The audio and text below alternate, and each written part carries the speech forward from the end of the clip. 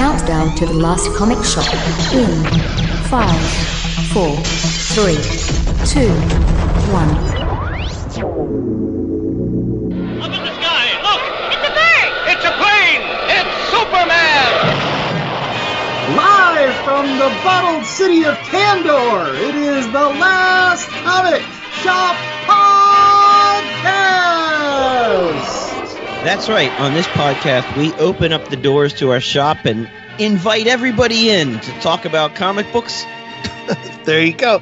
And today we're leaving the lights on for the oldies that might be considering diving back into one of their old school favorites.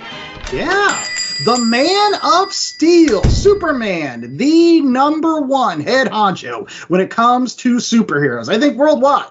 I think there is no superhero out there that is more well-renowned than Clark Kent and his blue and red avenging alter ego. So, yeah, here on The Last Comic Shop, I'm the host with the most, Danny Larson, and I'm always joined by my co-hosts, J.A. Scott and Chad Smith, and we love to talk comics, educating all of you out there on some of the great comic books that you can pick up at your local comic book shop today.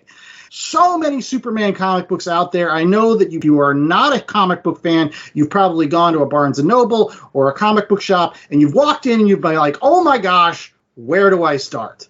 Well, luckily for you, there was a recent reboot of Superman yet again, because they kind of like to do that every couple of years. So if you are new to that Superman tent, you can jump on with this week's free pile, which is what, Chad? Superman, Supercorp, with a silent P. Yeah, not to be confused with Superman, Supercorps. Yeah. Or no, would it be Supercorp? Because you're thinking hard corpse. I am thinking hard corpse. Don't say it there. Hardcore. But when you say corporation, you actually do put a P, and there's the P is not silent. And corpse, so why is it silent when you say corp? But that corpse isn't a corporation, is it? Yes, it is, because it's Lex Luthor's. It's Lex Luthor's corporation that he sets up for Superman, as we'll get to later in the show. Yeah, but it's Supercorp. There's no S. Hardcore, there is an S, so that's why the P becomes silent. But is that short for corporation? And is it hard corporation? According to the Merriam-Webster dictionary, it could be a main subdivision of an armed force in the field. It could be a branch of military organization or a body of people engaged in a particular activity, aka the press corps. It's an abbreviation for corporation or corporal. They all trace back to the Latin word corpus, meaning body. All pronounced the same.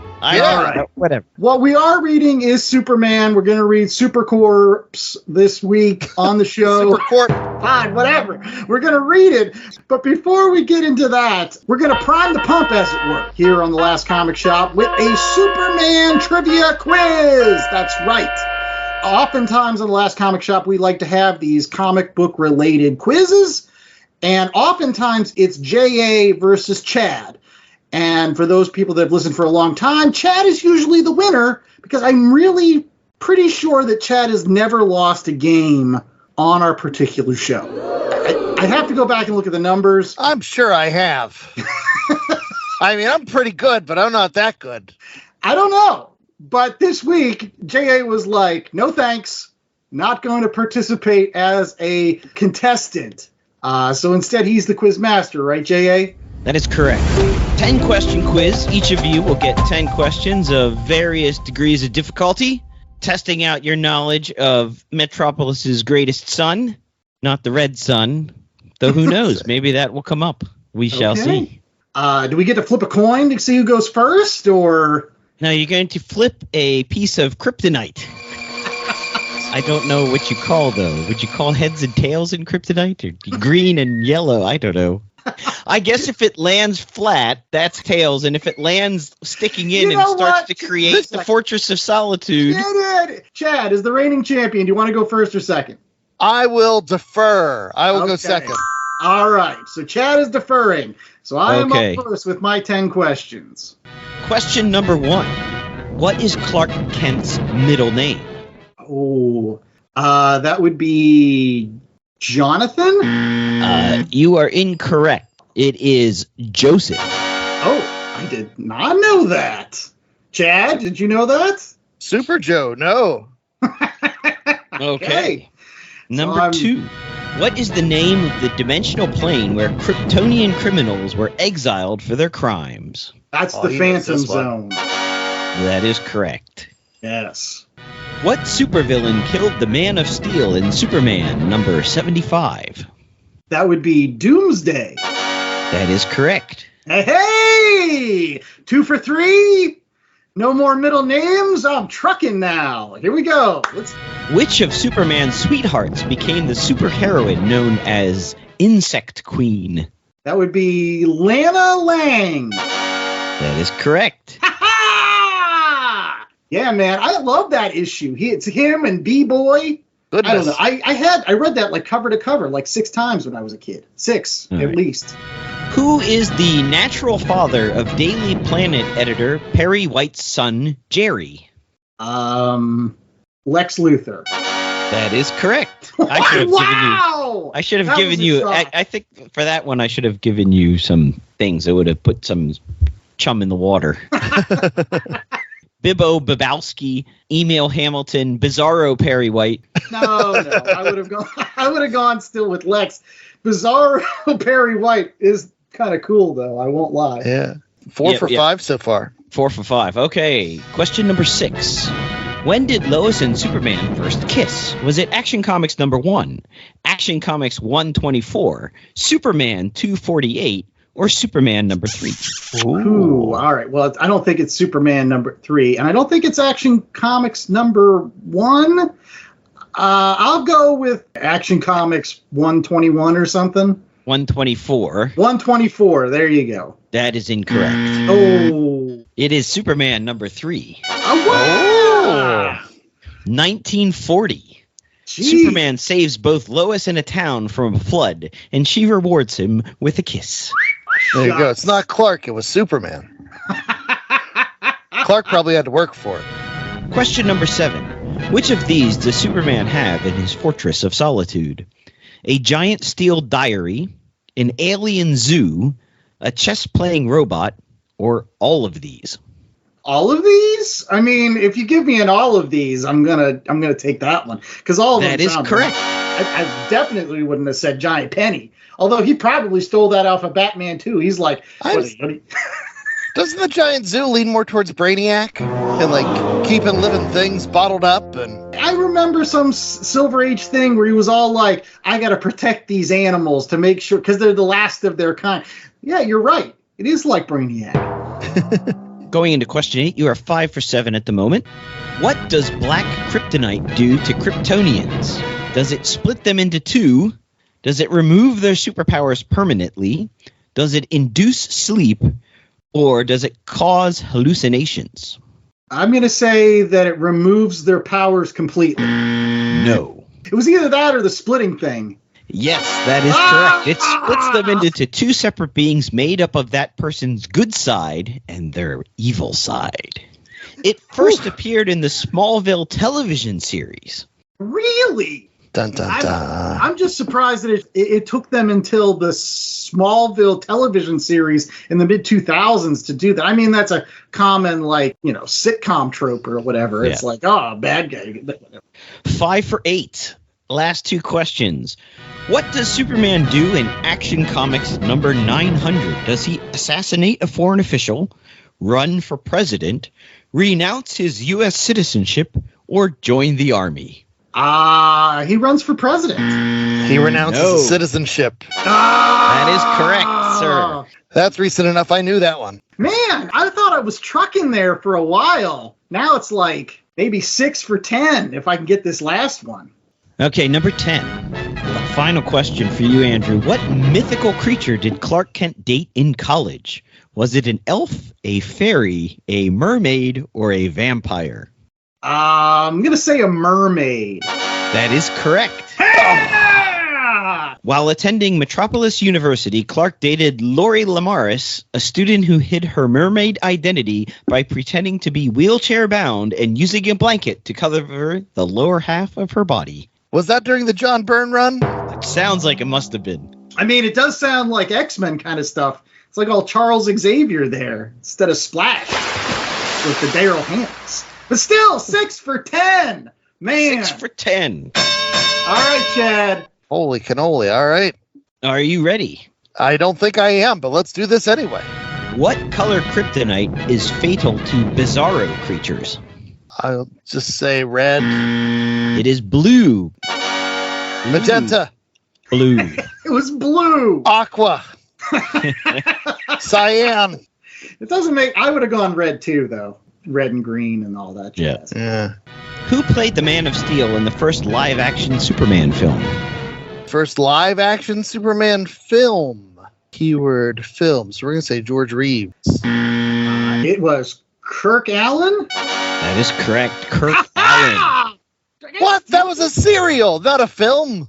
It was a film. What do you Kirk think? Allen played Superman in the 1948 live-action movie Serial Superman and its 1950 sequel Atom Man vs. Superman. He later appeared as Lois Lane's father in the 1978 Superman film. Aw, I call baloney. Those aren't features. Those are serials. That's different. They edited them into features eventually. Any case. 0 for 2, brother. I know. Off to a rough start.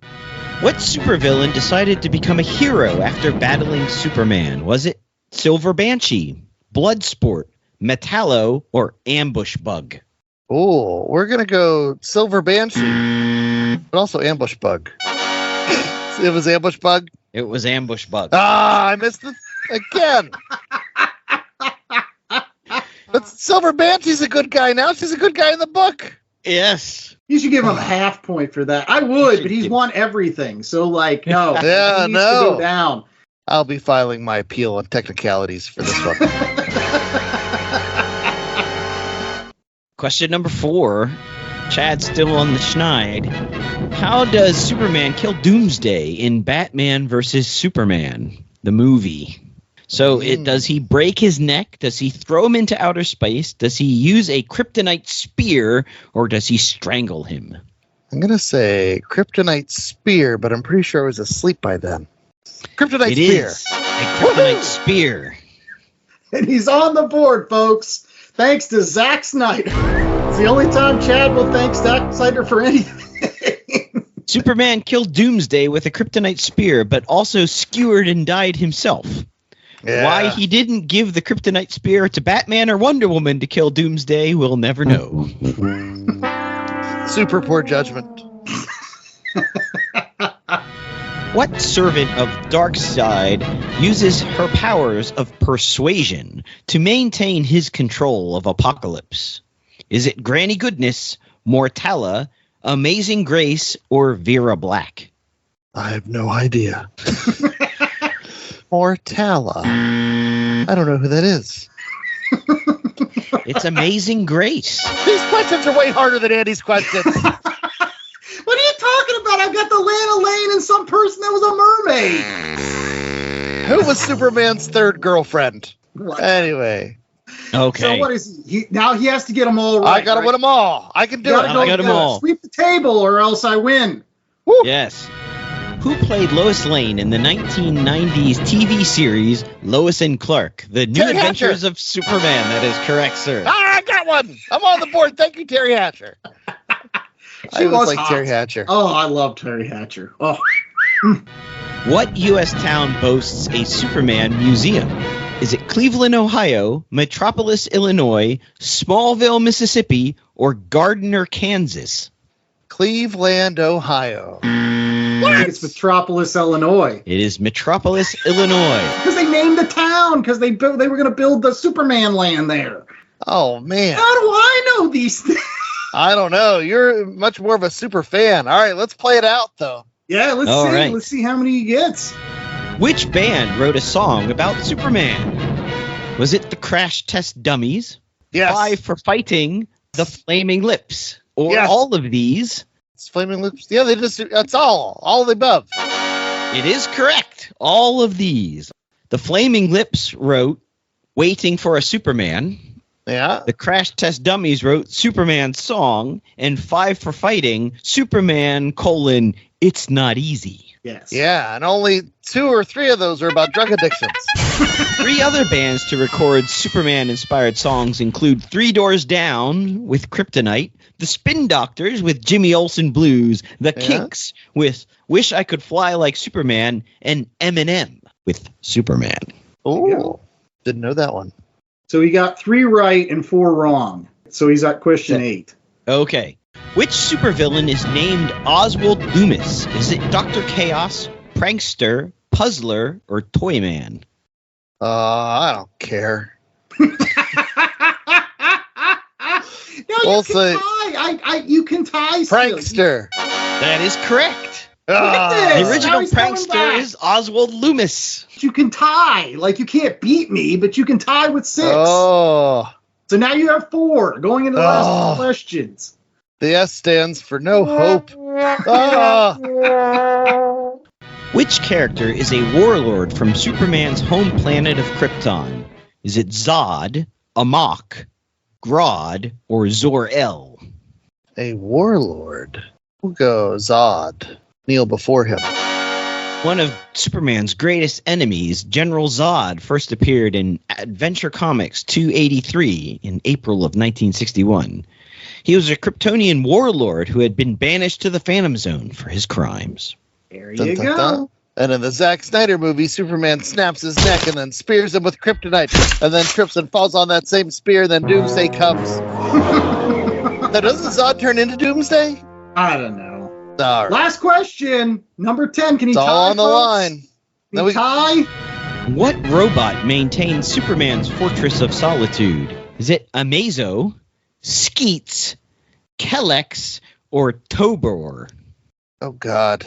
I know it's not Skeets. I agree with that.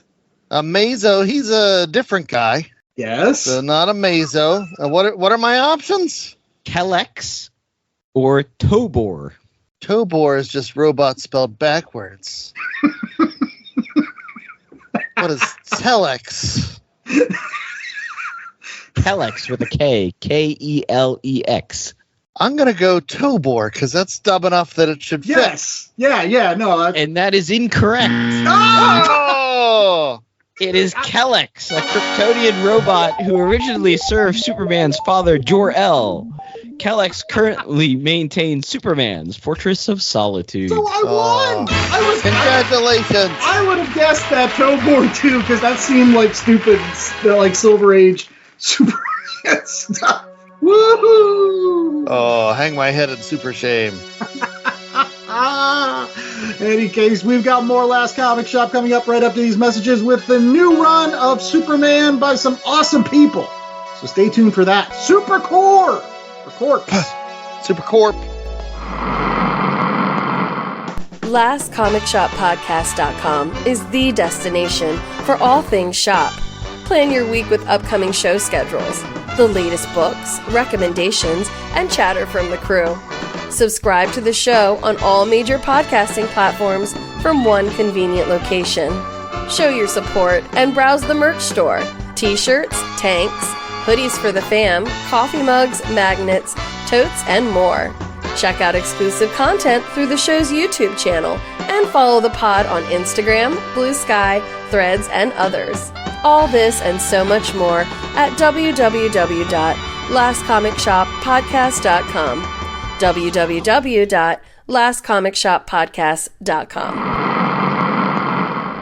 Sasquatch, the Loch Ness Monster, Mothman, the Jersey Devil, Chupacabra. For millennia, these creatures have perplexed the human race. But what if they are forces of good? What if they have been sent here by a federation of more advanced alien species to help and defend the human race? That's the premise of League of Cryptids, a new comic book by Grant Lankard, creator of the smash hits Beowulf and Memoirs of the Morbid.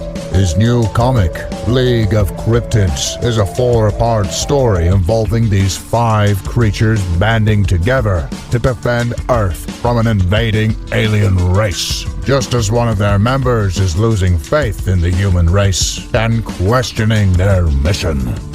The epic tale begins in League of Cryptid Swamp.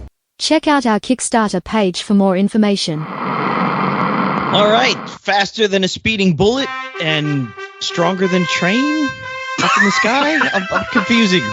Whatever. We're back.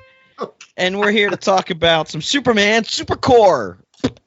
And this is a series that came out in 2023. Chad, who worked on this? Out of the Dawn of DC initiative. And we were reading the first trade, Supercorp, which included issues 1 through 5, as well as the annual.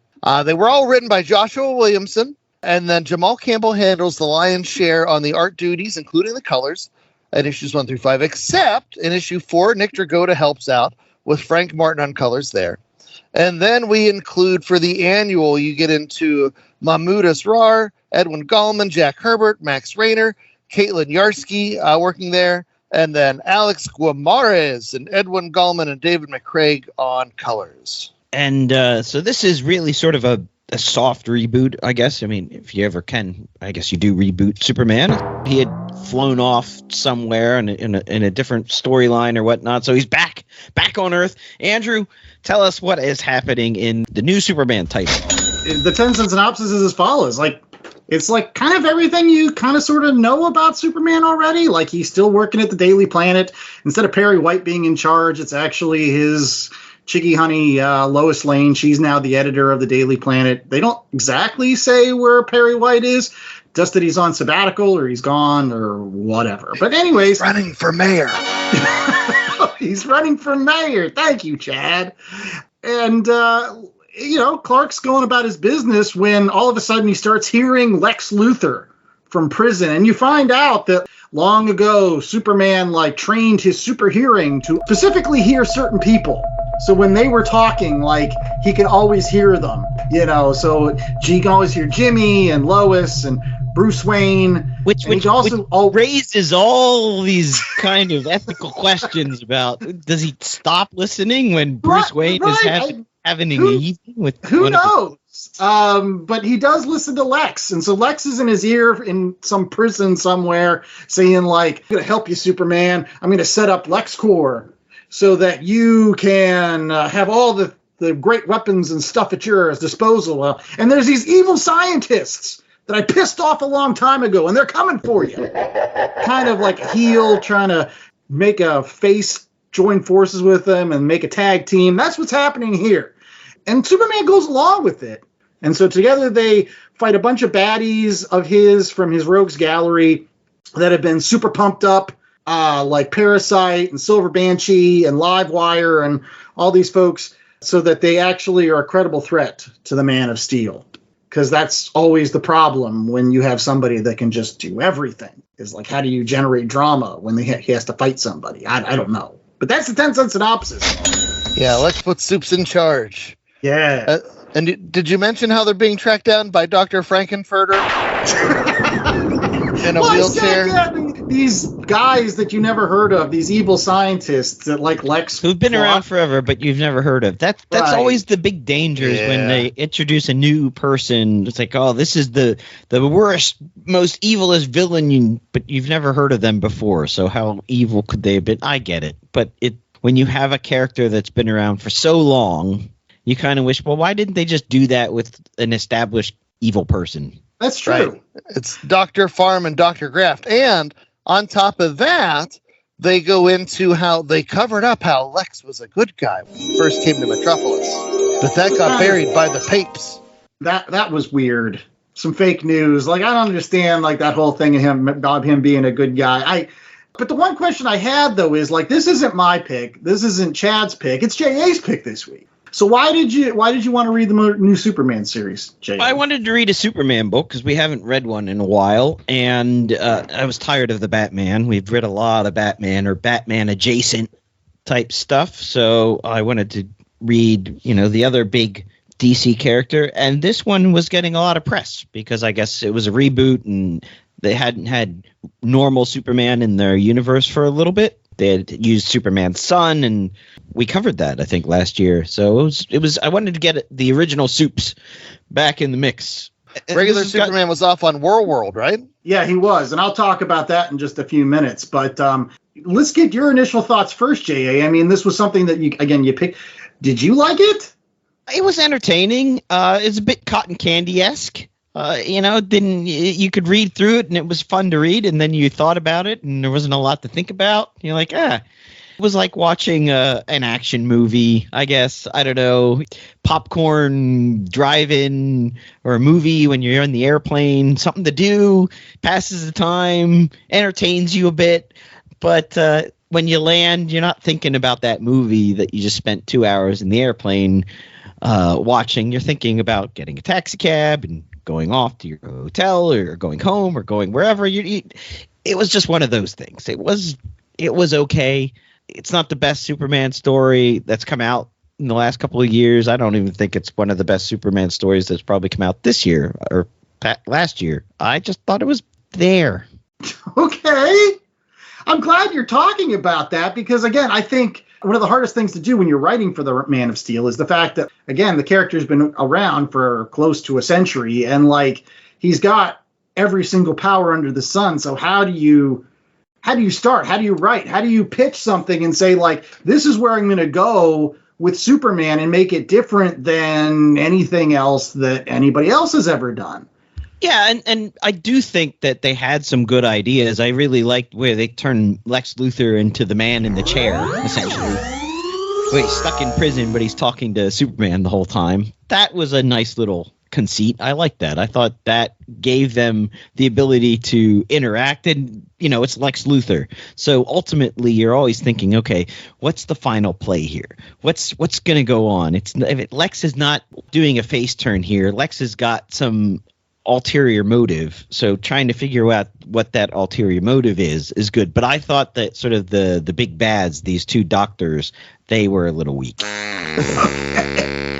The question I had for Chad, as a longtime fan and as somebody that's read a lot of Superman reboots, probably more than I have, because, again, you read the New 52 Superman. You read, I think, when Brian Michael Bendis came on, I only read, like, bits and pieces of that. How does this compare to those other ones for somebody that's, like, a long-term fan? Well, it's funny you mention it because I've been buying this series. And so I have not only read the Supercorp, I read the next couple issues. And when it was coming out, initially I picked it up because, I like to give Superman a shot, but I hardly ever stick with Superman stories. Like the Bendis reboot, I read for a little bit, and then they stopped digital codes midway through a story, and that just frustrated me. The Superman as a Dad is a series that, like, I'll pick off an issue or two and read every now and again, but I've never sat down and read it all the way through. And so I thought, I'll give this a go. And I had read these books 2 weeks before we recorded. And I was like, oh, good. So I'll just have to go back through and look at them again. And when I went back to read issue 1, I was like, I don't remember any of this happening. Did this happen? I had totally forgotten everything that happened. That's not to say the books are bad, though. I think the art is beautiful. I think Josh Williamson, this is him kind of like stepping up in terms of like talent at DC. And being like, he had been working on the Flash for a long time and apparently had a really great Flash run. But so this is him getting his, big profile exposure here. I thought it was fine, but the first time I read it, it just went away. Yeah. And so I don't have any complaints about this story. I think it is frustrating with all the like, oh, there's Metropolis secrets that you've never known before. Because every Superman book we read that's close to in continuity, oh, there's secrets from Metropolis that you've never known before. Turns out Jimmy Olsen's family had set up Metropolis, alongside the Luthors. Oh, yes. But this time Lex Luthor was a superhero and that nobody knew that was happening. But it was Perry White was the guy that was burying it. Oh, no. I don't know. I enjoyed it, like Jay was saying, for what it was. This is, if you're looking for a comic to read to pass the time for a little bit, it's fun comic booking. But is it something that I think I'm going to remember years down the line? I couldn't remember it for 2 weeks. Wow. I'm not going to disagree with you in the fact that it was somewhat, I don't want to say generic, because that's a harsh term. It did feel like stuff that I'd read before. when it came to Superman or just comics in general. So after, like, I think issue 3, you've got this parasite story and everybody's turning into zombies, and I'm just like, you know what? I think I've read like enough people turning into zombies to last me forever in terms of the DC, at least recently. So I was just kind of like, okay, you know what I'm going to do? I'm going to put the brakes on mentally, and I'm just going to look at this book and I'm going to say, okay, as somebody that's trying to provide guidance to those people coming into a comic book shop and saying, like, would you pick this up if this was a new comic book series featuring Superman and you really didn't read Superman for a while? Is this good? And that's when kind of things started to shift for me, because I do think that they do a wonderful job grounding Superman in the things that people are familiar with enough that you can pick it up. A lot of folks, when they pick up a comic book that features any of the characters that they really want to read, like Spider-Man or Batman or Superman, always the fear is like, you're going to pick it up and you're going to be like, I don't know any of these people. Like, I don't know who why is, Superman on this other planet? And who are these people that he's fighting with? Like, no, like, this is Superman's in Metropolis. He's working as a reporter. Lois Lane's there. Jimmy Olsen's there. Here are all the Rogues Gallery members, like Toyman and Silver Banshee and Livewire, and Lex is helping. Yay. Yeah. And so it reintroduces all of that stuff. I was willing to give the series kind of a pass in that way. Yes, I'm an old geezer, and I've read a lot of comic books, and I'm jaded. So to me, this was just like, oh, this is just a comic book. But for somebody that's coming in off the streets, I think this is a good place to start, or a restart with Superman. And if that's really what they were trying to do with this series, I think they succeeded, at least for new readers, which is good. Yeah. Heck yeah. You want Superman to be accessible.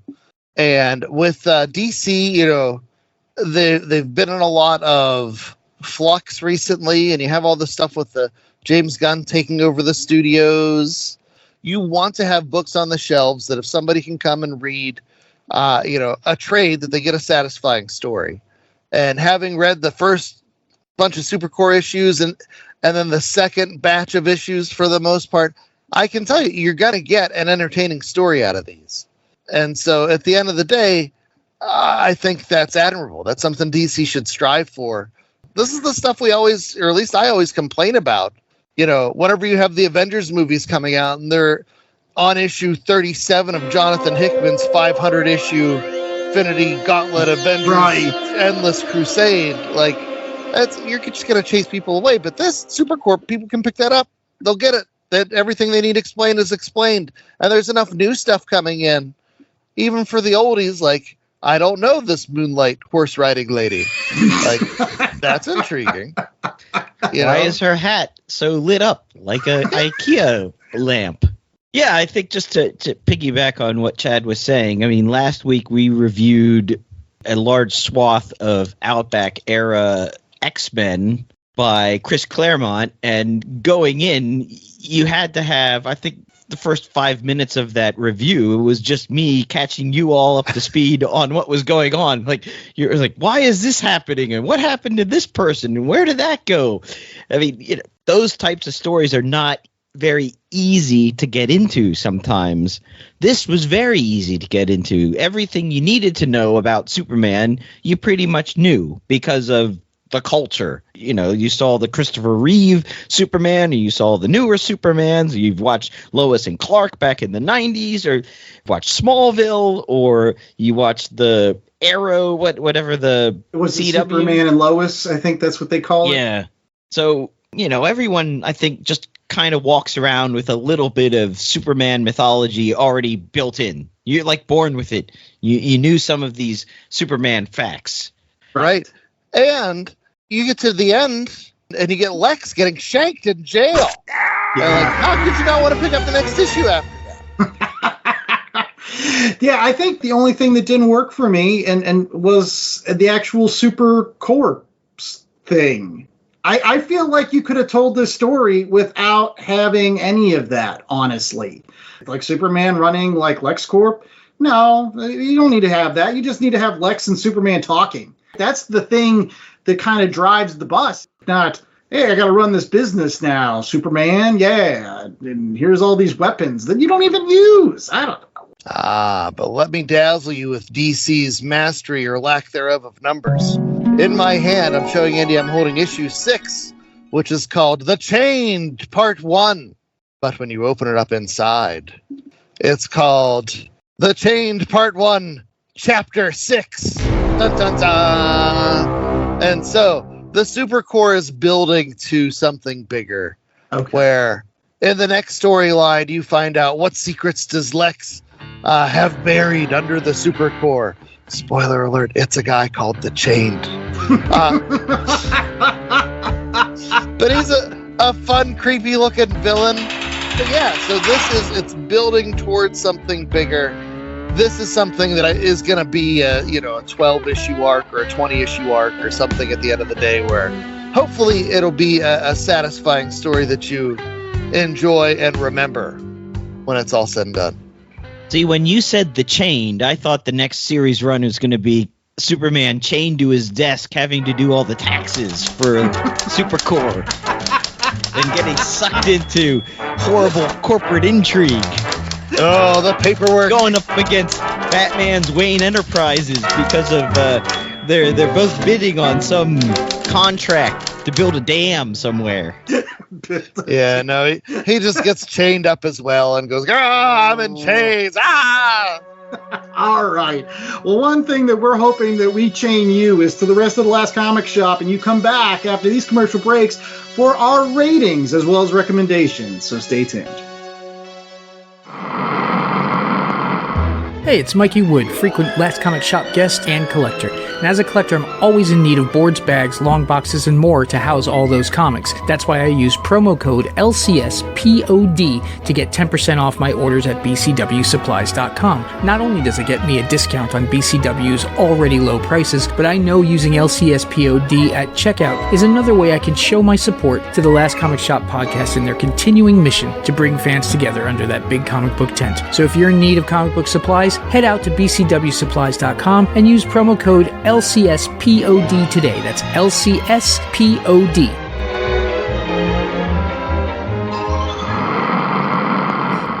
When you're done listening to this podcast, check out mine. My name is Dave, and I'm the host of Beer in Front.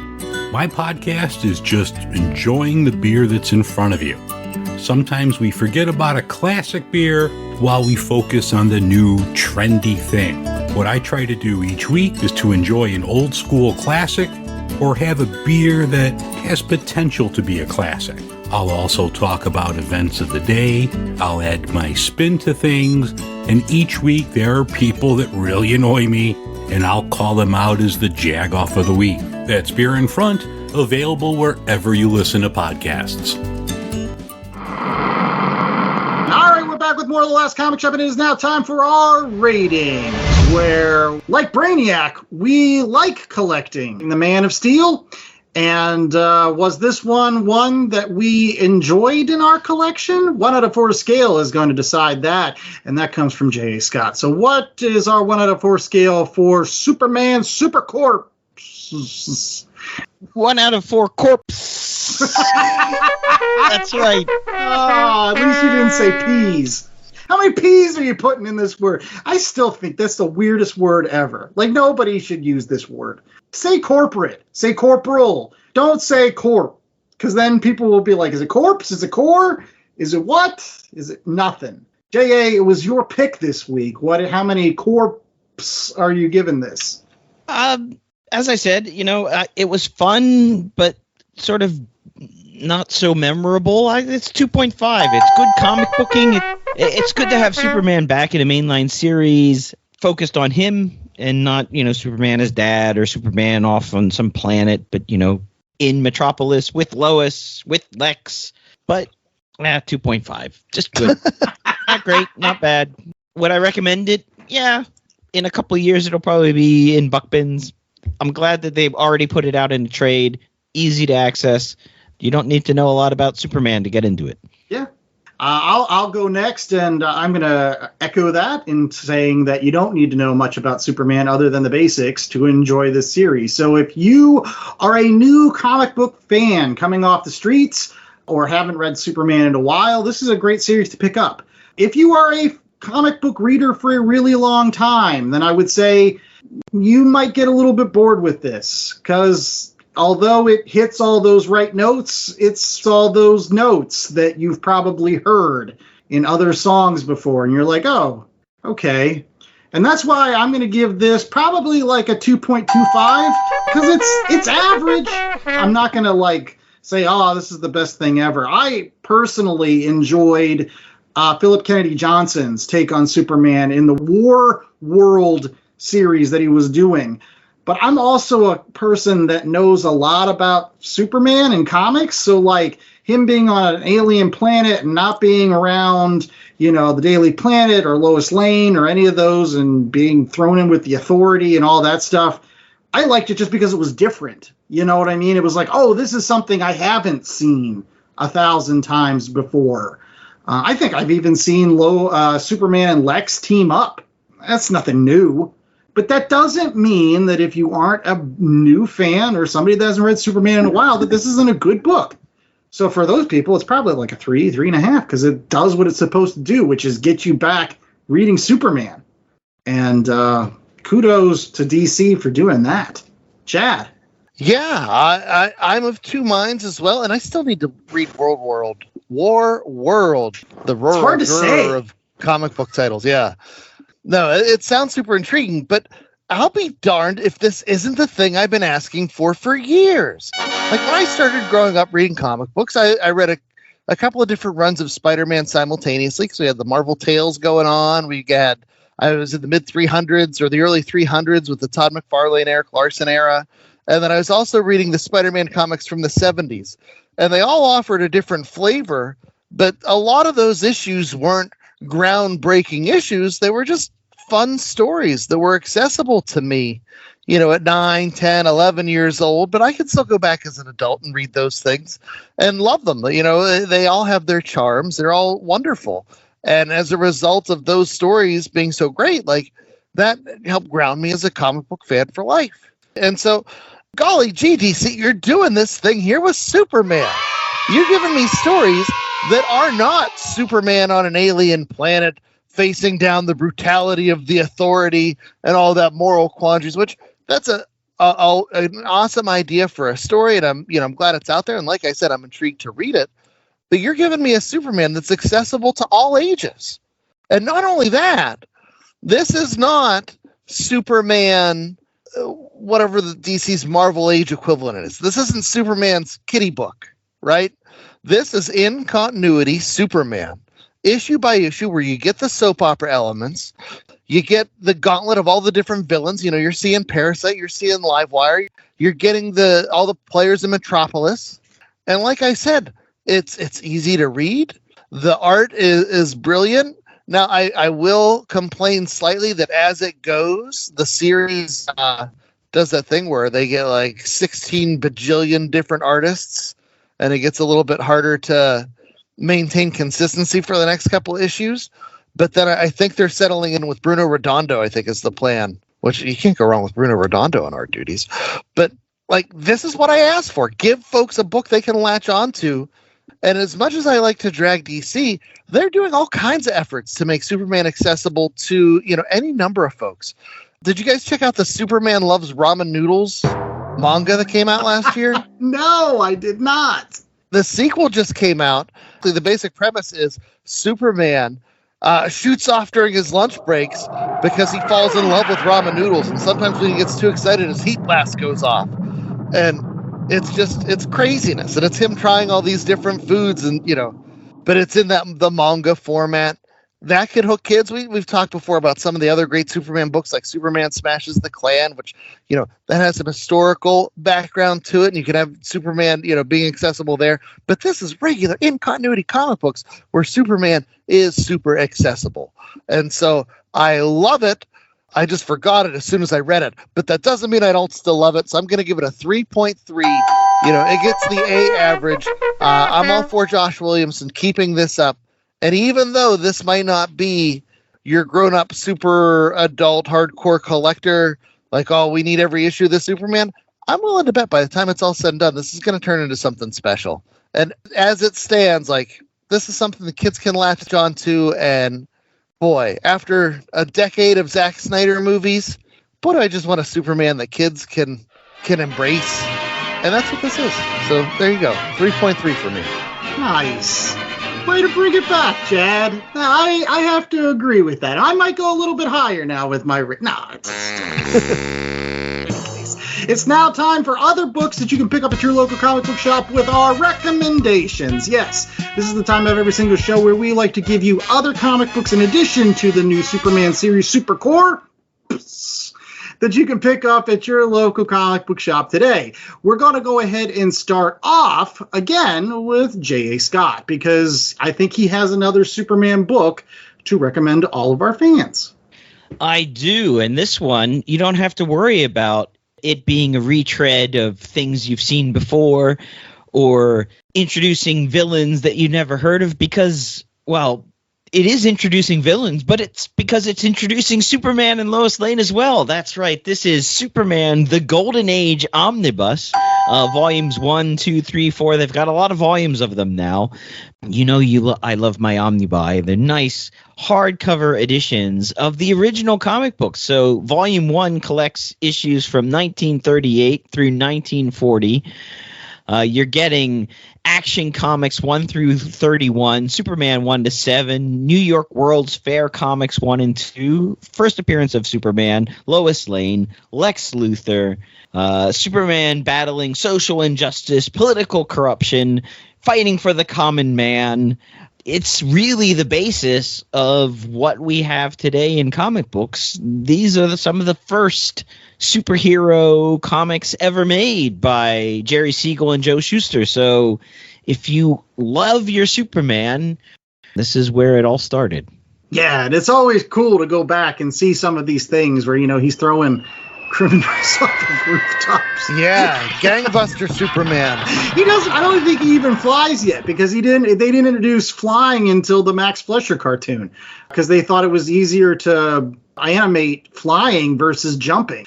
I think this even predates all that. So, yeah, but you owe yourself to go back and read those original Superman stories, even if you think they're a little bit cornball. Which, I mean, I've read them and they kind of sort of are at times, but still. Like that's where it all came from. That's the seed. You got to embrace the seed. Yeah, and some of those are about to enter the public domain as well. So it still pay DC for it, I guess, before you could get them for free. I don't know how that's going to work. We had a show about that. Have you seen all the Mickey Mouse stuff?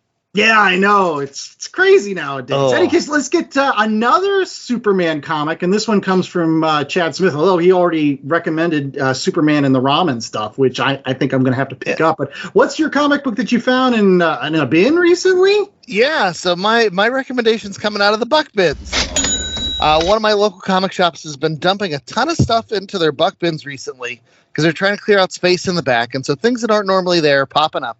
And lo and behold, I see Harley's Little Black Book number 5, and it has a cover that's recreating the Neil Adams classic Superman versus Muhammad Ali, but this time around it's Superman versus Harley Quinn. And you got little, Barack Obama in the cover looking there, giving you the side eye, Batman, and the cover wasn't nearly as fun this time around to dig into because some are just rando aliens in there. But inside, you get a story written by Amanda Connor and Jimmy Palmiotti, but with art from Neil Adams and Paul Mounts on colors, where they basically parody that classic Superman versus Muhammad Ali story. And you get recreations of all the biggest moments, as well as a bunch of little silly things. So you want to watch Wonder Woman and Power Girl arm wrestle? You get to see that. But you also get to see the page recreated where Superman gets knocked out and they have to bring all the medics over. That's in there. You want to see Hunka and the Scrub show up again? It's in here. You want to see that training montage with Superman and Muhammad Ali, but with Harley Quinn? It's in here. It was just something that I didn't know existed, and I stumbled upon it, and man, how cool is that? So the book was Harley's Little Black Book, issue number 5. Just the issue by itself is delightful. It just brought me such joy to go through and see Neil Adams working over some of his best work. And it was dedicated by Neil Adams and Palmiani Mounts and Connor to the memory of the greatest Muhammad Ali, because I think this came out in 2017. But now with the passing of Neil, he's one of the greatest as well. And I don't know. It was just such a cool artifact. I was so happy to stumble upon it. So Harley's Little Black Book, issue number 5. If you find it, it's definitely worth your time. Very cool. Like that, and that's the great thing about going into dollar bins. You never know what you're going to find. So if you ever find one of those in a comic book shop, all you newbies, go search through some of those dollar bin comics. You'll find some great stuff. I will say, I'm not a variant cover guy traditionally, but if I see them in a buck bin, I'm like, yeah, I'll pick up a book for the cover. Sometimes you pick it up for the cover and you open it up and it's like, wait, Neil Adams art on the inside too? What?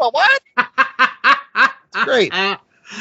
So my recommendation this week is kind of twofold in the fact that not only is it shedding some light on a creator I just talked about when I talked about a Superman run that I really loved. Again, the War World series that Philip Kennedy Johnson did on Action Comics about Superman being imprisoned on Mongul's planet and not having powers and having to fight in a gladiatorial arena and stuff. That made me start picking up Superman every single month, which was something I hadn't done since they killed Superman in the 90s. And he has written another really great book, which also, similar to the book we did this week, will bring folks back into the comic book tent by kind of bringing that character, that comic book character, back to his essence and giving you a story that you can just pick up and start reading. And that is The Incredible Hulk over at Marvel.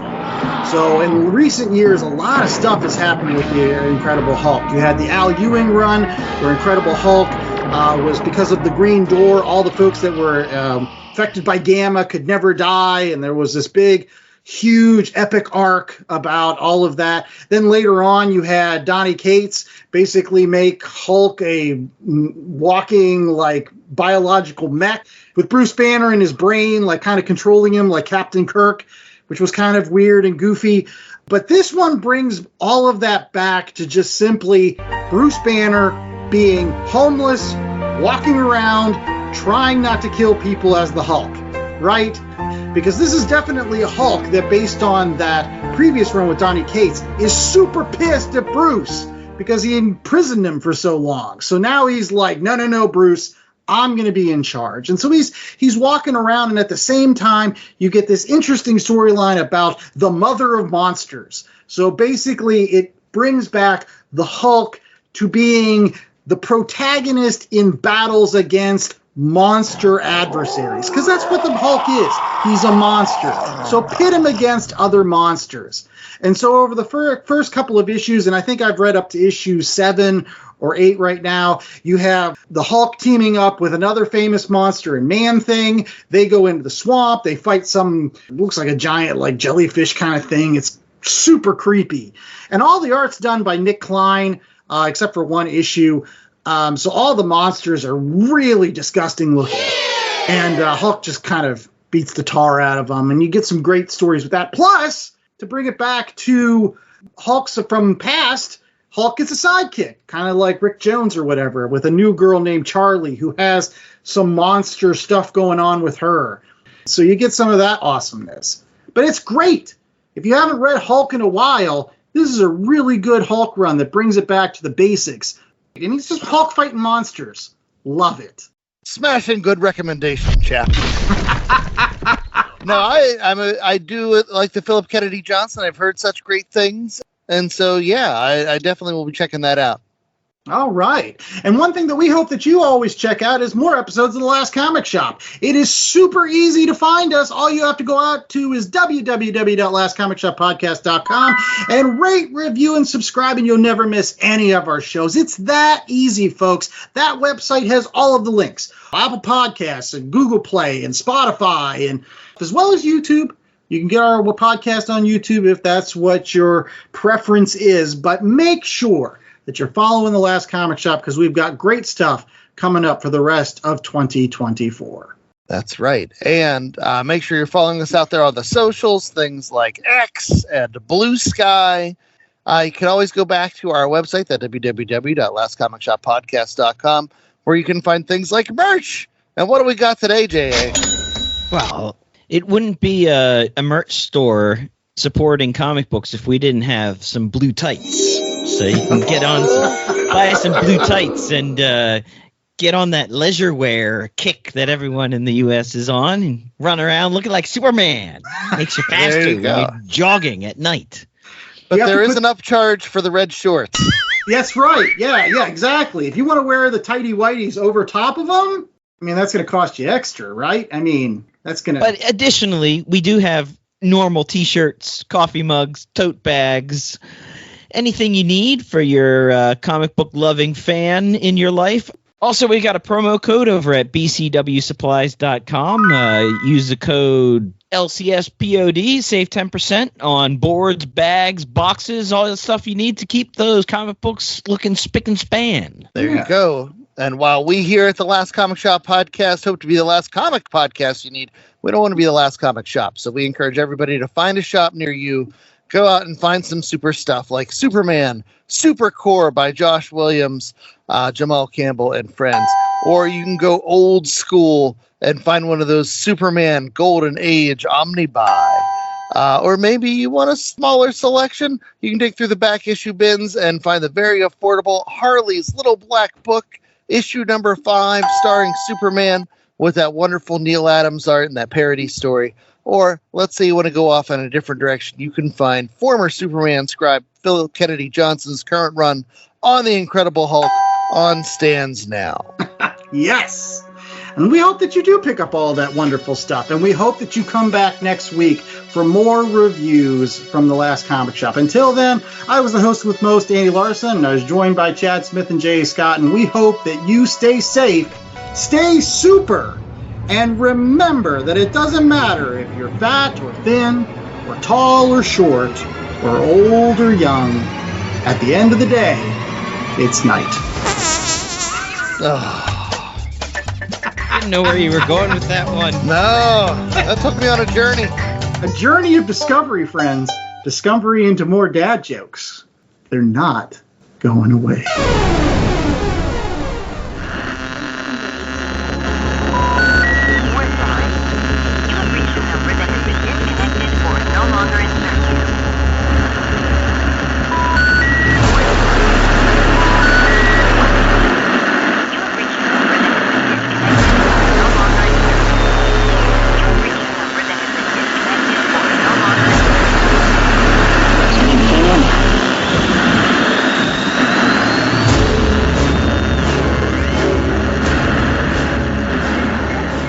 The Last Comic Shop podcast was a 2024 Black Angus production.